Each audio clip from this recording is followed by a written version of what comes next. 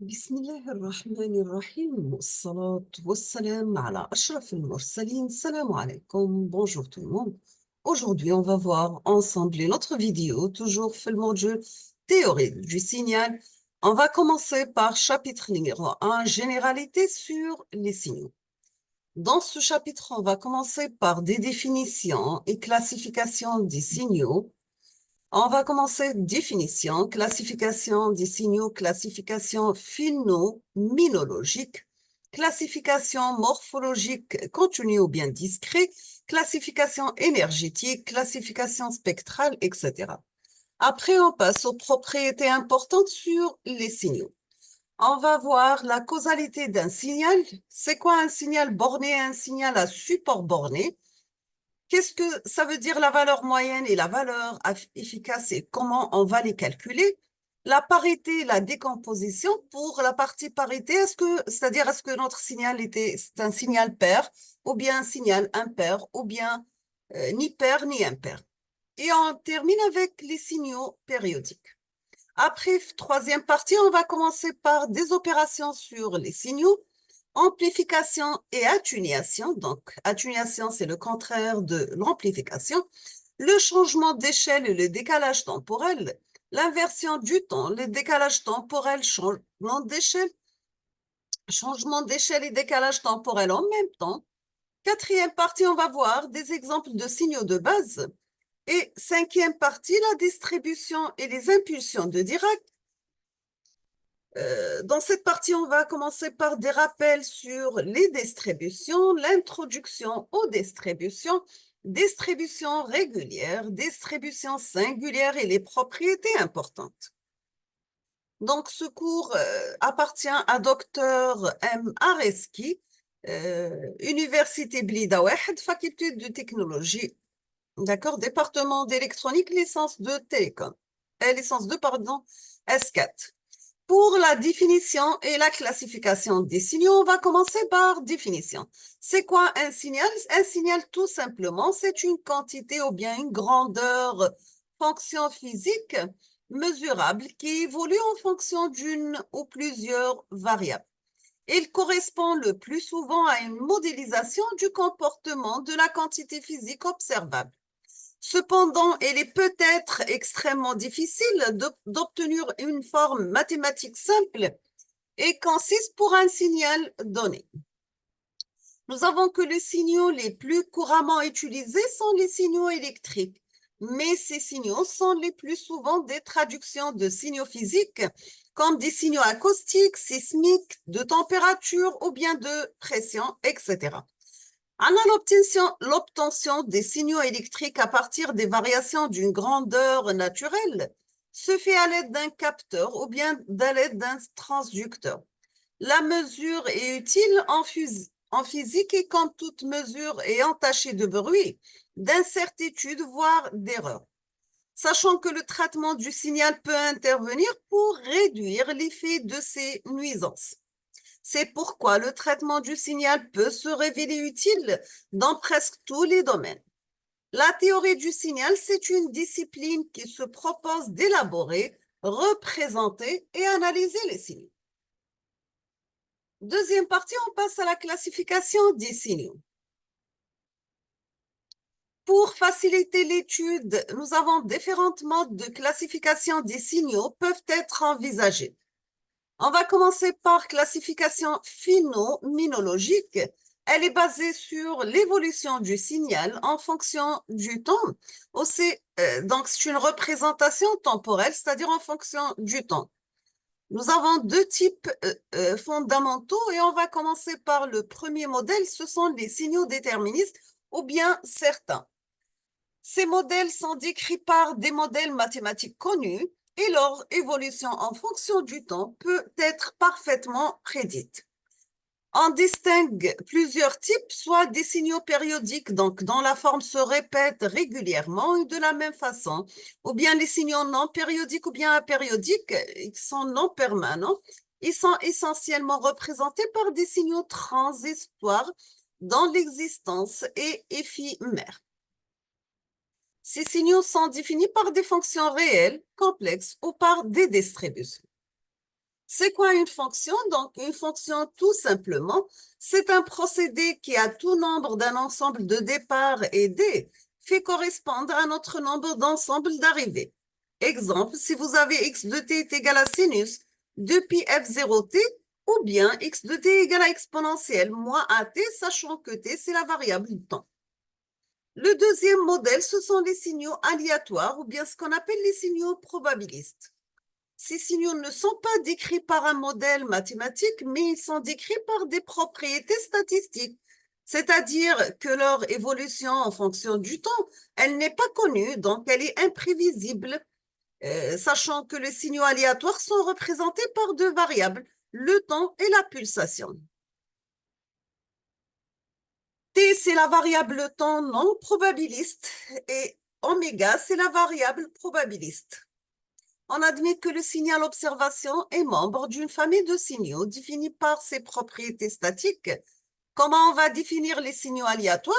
Soit par leur densité de probabilité, leur fonction de répartition à travers les moments, etc. Dans ce modèle, nous avons soit les signaux stationnaires ou bien non stationnaires. Si vous avez un signal aléatoire et dit stationnaire, ces caractéristiques statistiques sont invariantes dans le temps. Mais dans notre étude, ou bien dans notre partie de théorie de signaux, on va s'intéresser essentiellement aux signaux déterministes et on laisse les signaux aléatoires pour l'essence 3. Donc, voici la classification des signaux physiques réels. On va commencer par des signaux physiques qui sont divisés en signaux déterministes et signaux aléatoires. Pour les signaux déterministes, vous avez les signaux périodiques et les signaux non périodiques. Aléatoires, vous avez les signaux stationnaires et les signaux non stationnaires. Maintenant, si on va voir un autre type de classification qui est la classification morphologique, ou bien continue, ou bien discrète. Elle est basée selon la nature de l'amplitude du signal x de t et l'ensemble de paramètres t. Nous avons quatre formes, soit un signal analogique ou bien continu, donc c'est un signal qui a une amplitude continue et le temps aussi il est continu. Pour le signal échantillonné, on va garder l'amplitude continue, mais le temps devient discret. Donc, voici un exemple de classification morphologique des signaux. Dans la première figure, vous avez le modèle analogique. Le deuxième, c'est le modèle quantifié. Troisième, temps échantillonné. Et quatrième, le temps numérique. Pour le signal quantifié, donc dans ce cas, vous avez l'amplitude, elle est discrète, ou le temps, il est continu. On termine avec le quatrième modèle, c'est le signal numérique. Il a comme amplitude discrète, ou le temps, il est discret. On a terminé avec la classification morphologique, on passe à la classification énergétique. Elle est basée selon la nature énergétique du signal. On distingue deux sortes. Soit vous avez les signaux à énergie finie, c'est-à-dire réalisables physiquement, ou bien les signaux à puissance moyenne finie, ils sont non réalisables physiquement. Vous devez connaître bien la notion de puissance et de l'énergie, sachant que la puissance instantanée d'un signal analogique x de t est définie par P de t égale à x de t multiplié par x de t conjugué, ou bien c'est x de t en valeur absolue élevée au carré. Donc, l'étoile représente le complexe conjugué. Ou bien on peut définir la puissance en fonction de l'énergie, que la puissance, c'est bien sûr, c'est la dérivée de l'énergie par rapport au temps. Dans ce cas, la dérivée de l'énergie, ça sera la puissance P de t d de t. Donc, dE représente l'énergie dissipée pendant un temps dt. Si on va calculer l'énergie dissipée, mais cette fois-ci sur un intervalle bien donné T1 et T2, vous devez utiliser la formule suivante. Donc, l'énergie ET1, TE, c'est l'intégrale entre T1 et T2 de DE, ou bien c'est l'intégrale entre T1 et T2 de la puissance instantanée P de T dt. Maintenant, comment on va calculer la puissance contenue dans l'intervalle T1 et T2? Vous avez que la puissance entre T1 et T2 est égale l'énergie, entre les deux instants T1 et T2 divisé par la différence des deux instants T2 moins T1. Maintenant, si on va parler de l'énergie totale, elle est définie par un intégral entre moins l'infini plus l'infini de la puissance P de T dt. Donc, c'est l'intégrale de moins l'infini à plus l'infini de x de t élevé au carré dt. Maintenant, si vous avez l'énergie totale, elle est finie, donc elle est inférieure à l'infini, on peut dire que notre signal x de t, c'est un signal à énergie finie, surtout pour les signaux transitoire. On passe maintenant à la puissance moyenne totale de x de t. Pour la définition de la puissance moyenne est égale à la limite de 1 sur 2 θ. Pour θ tend vers l'infini, l'intégrale de moins l'infini, de moins θ, pardon, à plus θ de x de t élevé au carré dt. Si vous avez une puissance moyenne finie, donc vous aurez la puissance moyenne, elle est inférieure à l'infini. Dans ce cas, x de t désigne la puissance moyenne finie pour les signaux qui sont permanents.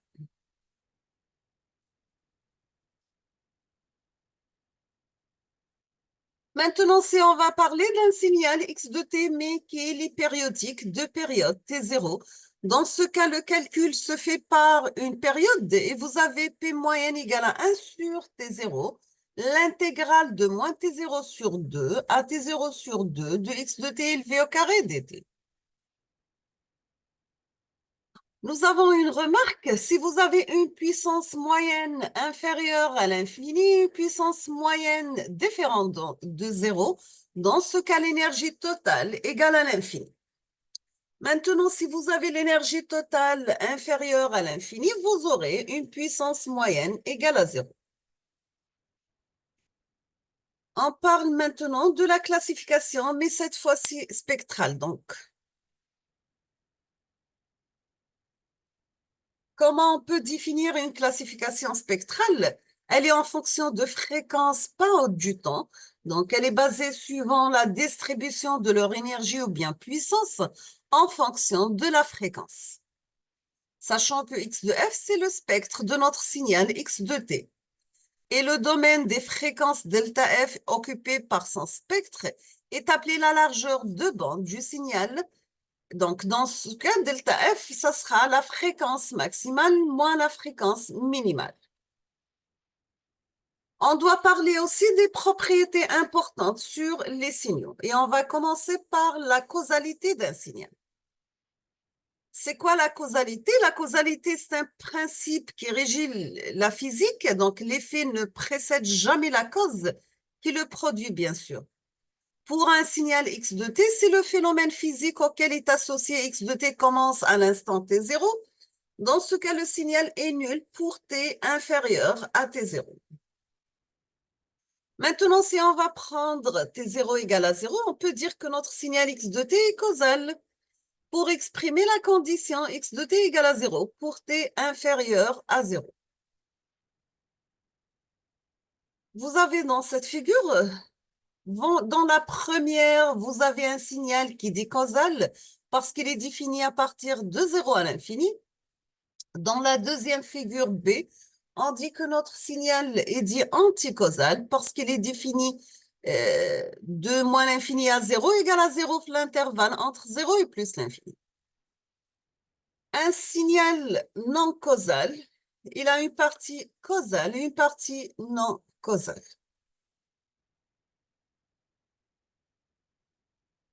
C'est-à-dire si vous avez x de t différent de 0 pour t inférieur à 0 et pour t supérieur à 0.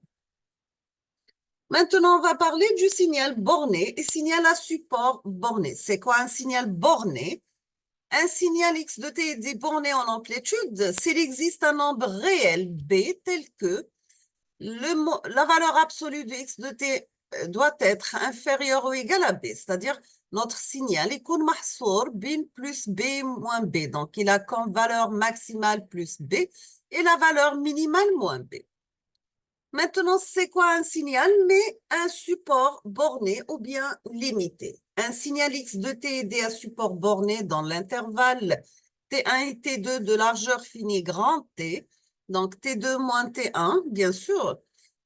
Si nous avons x de t nul à l'extérieur de cet intervalle, on dit que notre signal, il est à support borné. Dans ce cas, x de t, ça sera égal à 0 pour t différent de t1 et t2.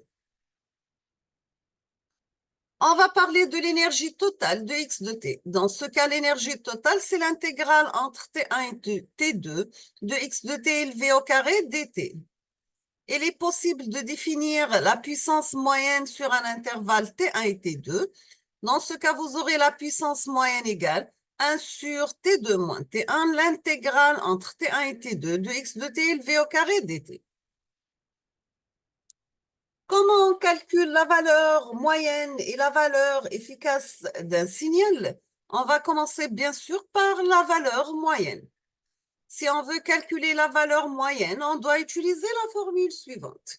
Donc, x moyenne, c'est la limite de 1 sur 2θ. Quand θ tend vers l'infini, l'intégrale de moins θ plus θ de x de t dt. Si vous avez un signal x de t périodique, dans ce cas, x moyenne se calcule sur une période t0. Donc, x moyenne, ça sera 1 sur la période t0, l'intégrale sur cette période de x de t dt. Comment on calcule maintenant la valeur efficace de x de t? La valeur efficace, c'est l'amplitude d'un signal constant possédant la même puissance moyenne totale que x de t. Dans ce cas, la valeur efficace, c'est la racine carrée de la puissance moyenne, sachant qu'on doit calculer la puissance moyenne à l'aide de la formule suivante. Donc, c'est la limite de 1 sur 2θ quand θ tend vers 0, l'intégrale de moins θ plus θ de x de t élevé au carré dt. Si vous avez un signal x de t périodique, dans ce cas, la puissance moyenne se calcule sur une période t0. Comment on calcule la puissance moyenne? Toujours, on doit utiliser la formule suivante qui dit que la puissance moyenne est égale à 1 sur t0, l'intégrale de t0 de x de t élevé au carré dt. La parité et la décomposition, donc un signal est dit pair si vous avez x de t égale à x de moins t. Un signal est dit impair, c'est x de t égale à moins x de moins t. Sachant que tout signal peut être décomposé en une somme de deux signaux, l'un est pair et l'autre est impair. Dans ce cas, x de t, ça sera x pair de t plus x impair de t. C'est-à-dire, on peut mettre notre signal x de t, mais la forme x de t plus x de moins t divisé par 2 plus x de t moins x de moins t divisé par 2. Vous voyez bien dans cette figure un signal qui est dit pair et dans cette figure, deuxième signal, c'est un signal de type impair. On passe maintenant au signal périodique. Vous avez qu'un signal périodique, c'est un signal qui se reproduit, identique à lui-même au bout d'un temps, t0, c'est-à-dire s'il vérifie la condition suivante. Donc, vous avez x de t plus un t0 égale à x de t, sachant que t0 appartient à R et n appartient à Z, c'est-à-dire que t0 réel et n, c'est un nombre complexe.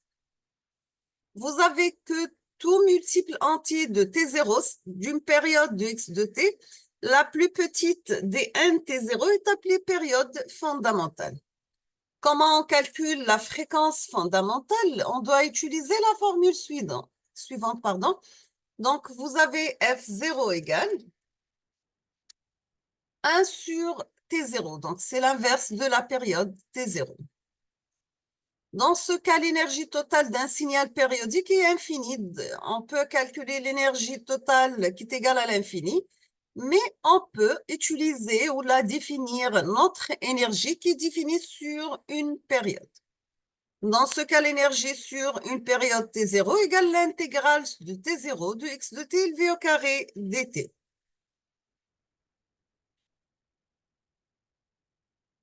Comment on calcule la puissance moyenne totale? Donc, elle est égale à la puissance sur une période t0. Dans ce cas, la puissance moyenne, ça sera 1 sur t0, l'intégrale de t0 de x de t élevé au carré dt.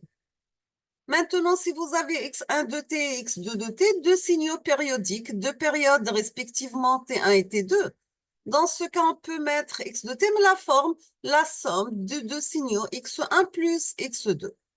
Notre signal, il est périodique si on vérifie les conditions suivantes. Si vous avez T1 sur T2 égale tout simplement N2 sur N1, sachant que c'est un nombre rationnel et N1 et N2, ce sont des entiers. Si on va parler de la période fondamentale de notre signal x de t qui est T0 est égal à Nt1 égal à N2 T2.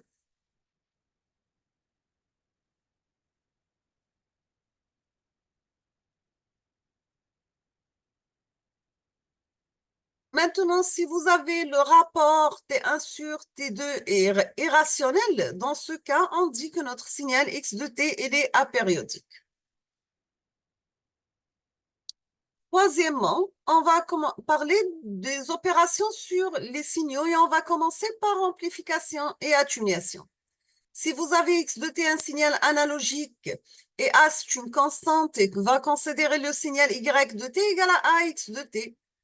Si vous avez le cas où A est positif, dans ce cas, A supérieur à 1, c'est une amplification. A entre 0 et 1, c'est une atténuation. Si on va parler du cas où A est négative, si vous avez A inférieur à moins 1, nous avons une amplification avec inversion d'amplitude. Si vous avez A compris entre moins 1 et 0, vous avez atténuation avec inversion d'amplitude. Vous voyez bien dans cette figure notre signal x de t, donc en gras noir, et vous avez y de t en pointillé, sachant que y de t, c'est x de t amplifié avec une amplification A supérieure à 1. Maintenant, si vous avez l'amplification entre 0 et 1, vous aurez la forme suivante. Maintenant, pour le changement d'échelle et décalage temporel, on va commencer par l'inversion du temps. Si vous avez x de t un signal analogique, le signal y de t qui est égal à x de moins t est représenté par le retournement de x de t autour de l'axe des temps. Voici un exemple. Si vous avez un signal analogique donné par la fonction suivante, x de t qui est égal à 1 moins t pour t compris entre 0 et 1, 0 ailleurs. Maintenant, si on va développer le signal y de t qui est égal à x de moins t, on va trouver que y de t qui est égal à x de moins t égale à 1 moins t pour t moins t contre 0 et 1. 0 ailleurs, si on va inverser, donc on aura y de t égale à moins, avec le moins ça devient plus, donc ça devient 1 plus t pour t, tant que moins t compris entre 0 et 1, donc t ça sera entre moins 1 et 0. Voici notre signal x de t. Et dans la deuxième figure, vous avez le signal y de t qui est égal à x de moins t. Donc, c'est la partie inverse. C'est quoi le décalage temporel? Si vous avez un signal x de t analogique et on va supposer t0 supérieur à 0, dans ce cas, le signal y de t qui est égal à x de t moins t0 est en retard de t0 par rapport au signal x de t. Le signal z de t qui est égal à x de t plus t0, il est en avance de t0 par rapport au signal x de t. Voici un exemple. Si vous avez un signal analogique donné par la fonction suivante, x de t qui est égal à 1 moins t pour t compris entre 0 et 1, 0 ailleurs. Maintenant, si vous développez le signal y de t qui est égal à x de t moins t0, on trouve que y de t égale à x de t moins t0, donc est égal à 1 moins t moins t0 pour t moins t0 compris entre 0 et 1 et 0 ailleurs. On obtient que y de t, ça sera 1 plus t0 moins t pour t compris entre t0 et 1 plus t0 et 0 ailleurs. Maintenant, si on va calculer z de t, qui est égal cette fois-ci à x de t plus t0, on obtient 1 moins la somme de t plus t0 pour t plus t0 compris entre 0 et 1 et 0 ailleurs. On obtient le signal z de t qui est égal à 1 moins t0 moins t pour t compris entre moins t0 et 1 moins t0 et 0 ailleurs. Donc, voici notre signal x de t de départ. Dans la deuxième figure, vous avez le décalage vers la droite. Et si vous avez en retard, c'est-à-dire un signal en retard, et si vous avez un signal en avance, donc ce qu'on appelle Z de t qui est égal à X de t plus T0. La partie retard, donc vous avez un décalage vers la droite, et pour l'avance, vous avez un décalage vers la gauche. C'est quoi le changement d'échelle ou bien la contraction et dilatation? Si vous avez un signal X de t analogique et A est une constante, on va considérer le signal X de AT. Donc, si vous avez A supérieur à 1, donc vous avez dans ce cas la compression du temps ou bien la contraction. Si vous avez A inférieur à 1, nous avons l'expansion du temps ou bien la dilatation. On termine avec un exemple. Si vous avez x de t qui est égal à un signal périodique analogique donné par la fonction suivante, x de t qui est égal à 1 moins t pour t compris entre 0 et 1, 0 ailleurs. Maintenant, si on va prendre petit a égal à 2, donc a supérieur à 1, on aura le signal y de t égal à x 2 fois 2t. Donc, y de t, ça sera x de 2t, qui est égal à 1 moins 2t pour 2t entre 0 et 1, et 0 ailleurs. Donc, y de t devient 1 moins 2t pour t, et donc on va diviser par 2 les bornes de la somme, la somme, inférieur ou égal, donc vous aurez entre 0 et 1 demi et 0 ailleurs. Maintenant, pour a égale à 1 demi, a compris entre 0 et 1, vous avez le signal z de t qui est égal à x de 1 demi de t. Vous aurez z de t égale à x 1 demi de t, donc ça sera 1 moins 1 demi de t pour 1 demi de t entre 0 et 1, donc t devient entre 0 et 2, on va multiplier les bornes par 2. Et vous aurez z de t égale à 1 moins 1 demi de t. Donc, vous aurez le résultat suivant. Donc, vous aurez x de t qui est égal à un signal, notre signal d'origine. Et si vous avez la contraction de signal, donc pour y de t qui est égal à x de 2t, et pour x égale à 1 demi de z de t égale à x de 1 demi de t, vous aurez une dilatation.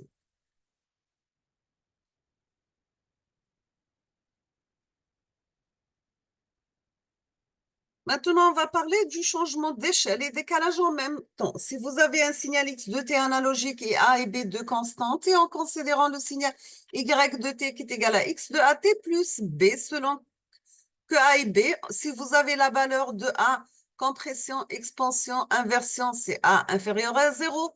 Pour la valeur de b, décalage soit vers la droite, si vous avez b inférieur à 0, donc vous avez un retard, ou bien vers la gauche, si vous avez b supérieur à 0, ou bien en avance. Vous avez deux méthodes. La méthode numéro 1, donc x de alpha plus b, vous aurez un décalage de b. Pour x at, vous avez un changement d'échelle. Par la deuxième méthode, donc si vous avez x de at plus b sur a, dans ce cas, vous aurez x de a oméga. X de a oméga, c'est le changement d'échelle. X de alpha plus b sur a, vous aurez un décalage de b sur a. On termine avec cet exercice. Si vous avez pour le même signal x de t, donc cette figure 11a, on vous demande de déterminer, représenter les signaux suivants en utilisant les deux méthodes, bien sûr. Donc, soit par la méthode numéro 1, décalage de b, changement d'échelle pour a. La méthode des b, toujours changement d'échelle a, et décalage de b sur a. Vous avez y de 1, de t égale à x de 2t plus 4. Pour y de 2, ça sera x de moins 2t plus 4. Y de 3 est égal à x de moins 2t moins 4. Y4 de t, c'est x de 2t moins 4. On va s'arrêter ici aujourd'hui et on termine la suite dans la prochaine vidéo, Inch'Allah. Je vous souhaite bon courage, bonne chance, beaucoup de succès et à la prochaine.